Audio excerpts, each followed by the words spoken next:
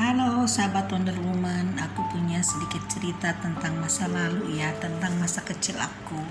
Dimana waktu itu aku memang sudah suka jualan. Nah kebetulan di depan rumah aku ada pohon jambunya lebat banget. Jambunya jambu merah teman-temannya, rasanya manis, lebat, buahnya bagus dan enak banget. Nah terus aku kan punya 4 sekawan tuh yang diceritakan di video waktu saya lagi belajar jadi artis lagi kecil ya. Nah jadi anak-anak itu waktu sekolah kan kebetulan sekolahnya satu level dengan saya, cuman ada yang kelas waktu itu saya kelas 4 ya, tapi yang lainnya ada yang kelas 3, ada yang kelas 2. Nah anak-anak itu tiap pagi saya modalin jambu tuh, satu orangnya 30 butir. Nah jadi saya kan jadi bosnya tuh. Nah jadi waktu itu di sekolah memang susah ya cari makanan, paling ada yang namanya Mimi itu jualan makanan-makanan seperti jualan gorengan ya, jualan lemper, jualan makanan kecil gitu kan. Lalu paling ada namanya Mang Opa, itu Mang Opa tuh jualan bakso. Saya ingat banget sama Mang Opa, itu baksonya berapa ya waktu itu, harganya sudah lupa, cuman yang pasti kami waktu itu masih SD. Nah kebetulan karena banyak sekali pohon jambu ya, buah jambu di rumah, tiap hari buahnya lebat banget. Aku yang anak buahku yang 4 itu aku modalin jambu. Jadi di waktu istirahat mereka jualan, laris banget teman-teman ya. Nah di situ aku mulai jadi bos kecil-kecilan. Aku diam-diam dari ibu, waktu itu kan ibu sudah punya jabatan ya di sebuah kementerian. Nah aku nggak malu, padahal aku di rumah juga punya pembantu ya. Tapi aku senang banget, ada hal yang memang bangga banget aku bisa kasih pekerjaan ke teman-teman aku, kan mereka kasih uang jajan. Waktu itu kalau nggak salah aku kasih 20% apa 30% ya. Aku kasih 30% kalau nggak salah untungnya, karena itu kan jambunya juga nggak beli ya, karena dari halaman rumah. Pas baru jualan kami selama 2 minggu ada yang laporin, pembantu aku laporan sama ibu, aku dimarahin katanya jangan bikin malu. Nah dari situ alangkah saya kecewa ya, akhirnya saya ngadu ke nenek. Kata nenek kenapa mesti malu. Nah karena saya dikasih tenaga lagi sama nenek, diem-diem jambunya itu kalau ibu lagi ke kantor, ibu kan kantor sampai siang ya, kalau aku kan sekolah duluan pulang. Nah dipetiklah pohon jambu itu, lalu aku titipin ke rumah nenek.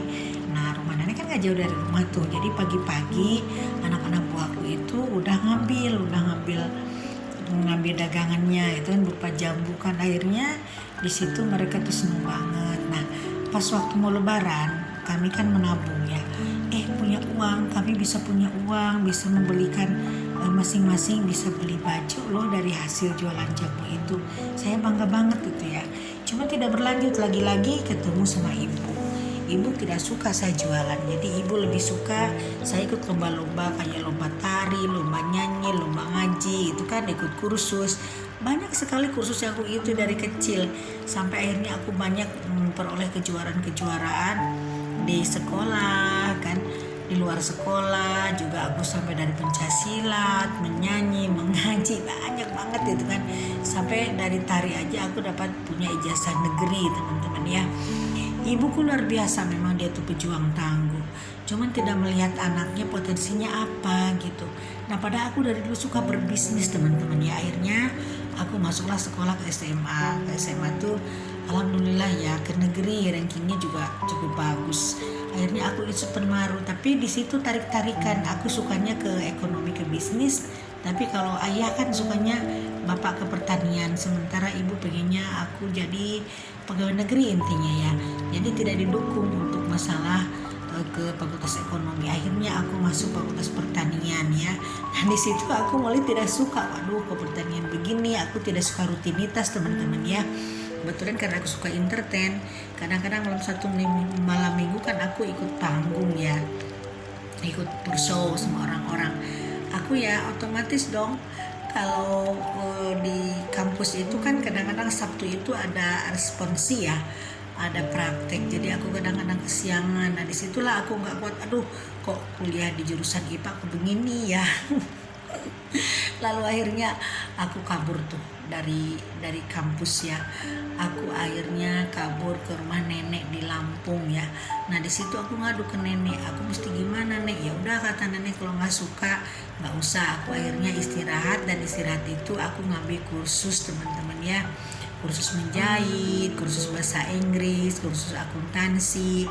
Nah sampai tiba waktunya si Penmaru kemudian ya, si Penmaru yang kedua. Aku dapat lagi ke Universitas Negeri, kebetulan di Universitas Negeri yang di Bandung. Nah, tapi fakultas ekonominya tidak dapat. Akhirnya saya di fakultas yang kedua dapatnya. Dan di situ saya tidak betah juga kuliah, karena itu bukan yang saya inginkan, karena saya ingin di lingkungan bisnis itu ya. Tapi ibu tetap maksa, nggak apa-apa katanya, yang penting kamu jadi sarjana, nanti jadi PNS. Ibu masukin ke jadi pegawai negeri katanya, ke Diparda, karena waktu itu ibu sudah punya jabatan di situ ya. Nah kan hati kecil saya berontak teman-teman ya, aduh gimana, saya nggak suka ya. Di sisi lain saya ingin di bisnis, sisi lain ibu ingin jadi PNS itu. Nah akhirnya dari situ saya tidak bisa mengikuti apa yang ibu inginkan. Akhirnya saya dari mulai keluar kuliah saya sudah mulai ikut bisnis ya. Bisnisnya ya karena mulai Motilepa merebak waktu itu ya, saya mulai ikut ke MW, ke CNI, ke bla bla bla, banyak yang lain. Akhirnya bakat bisnis saya tersalurkan, tapi ternyata mungkin karena sesuatu ya, jadi ada yang sukses ada yang enggak, jadi sampai sekarang ya seperti itu teman-teman. Tapi saya beruntung sekali punya orang tua yang hebat yang mensupport saya sampai jadi sarjana. Meskipun sebenarnya sedikit bertentangan dengan hati nurani saya. Coba waktu itu, kalau misalkan saya ngikutin saran daripada kakak sepupu saya bilang gak usah ikutin negeri, kata ikut aja di universitas lain, yang penting kamu masuk ke fakultas ekonomi gitu. Cuma waktu itu kan namanya kuliah di universitas negeri sangat gengsinya sangat tinggi ya, apalagi negeri itu terbesar di Bandung.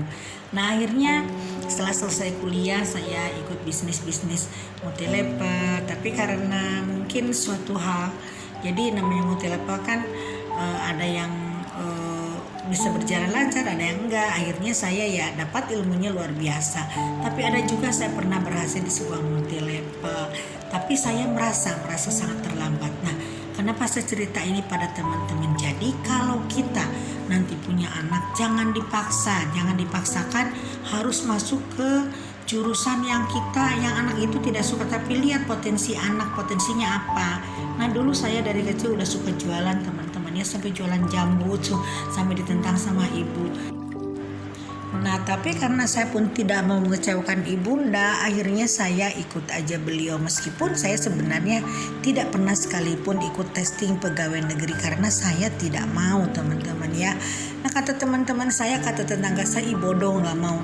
Tapi kan saya tidak melakukan sesuatu yang tidak sesuai dengan keinginan saya gitu. Nah jadi teman-teman kalau punya anak jangan sampai dipaksa minatnya. Nah sekarang saya kepada anakku yang paling kecil sekarang ini, aku lihat bakatnya apa, minatnya apa. Jadi sesuai dengan kebutuhan pribadinya, sesuai dengan bakatnya, kebutuhan passionnya. Jadi kita jangan memaksa, kita sebagai orang tua hanya tugas mengarahkan si anak nantinya teman-teman ya.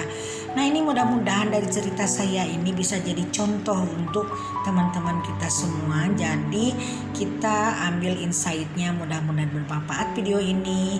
Jangan sampai kita mengalami hal yang sama dikala kita nanti setelah dewasa. Oke teman-teman, sekian dulu. Mudah-mudahan video ini sangat bermanfaat. Dan kalau misalkan ada teman-teman punya pengalaman, silahkan share di kolom komentar. Bye for now.